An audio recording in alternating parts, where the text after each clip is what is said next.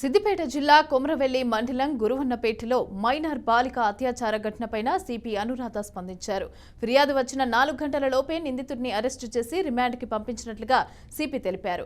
ఇక గ్రామంలో ఉండే వాట్సాప్ గ్రూప్లో తప్పుడుగా సమాచారం పెట్టినందుకు లా అండ్ ఆర్డర్ ప్రాబ్లం వచ్చిందని ఆమె తెలిపారు. ఇక గ్రామంలో ఇప్పుడు ఎలాంటి లా అండ్ ఆర్డర్ ప్రాబ్లం లేదని అన్నారు.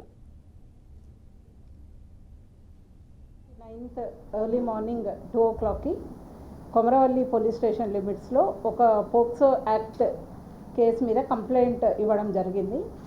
ఆ కంప్లైంట్లో అక్యూజ్డ్ ఒక మైనర్ అమ్మాయిని సెక్షువల్ అసాల్ట్ చేసిందన్న దాని మీద ఇమ్మీడియట్గా కేసు రిజిస్టర్ చేసి కొమరవల్లి పిఎస్లో 2 o'clockకి విక్టిమ్ స్టేట్మెంట్ 2:30కి ఉమెన్ ఇన్స్పెక్టర్ రికార్డ్ చేసిన తర్వాత అక్యూజ్డ్ ఆ మైనర్ ఎవరినైతే చెప్తుందో అతన్ని 3 o'clockకి కస్టడీకి తీసుకోవడం జరిగింది.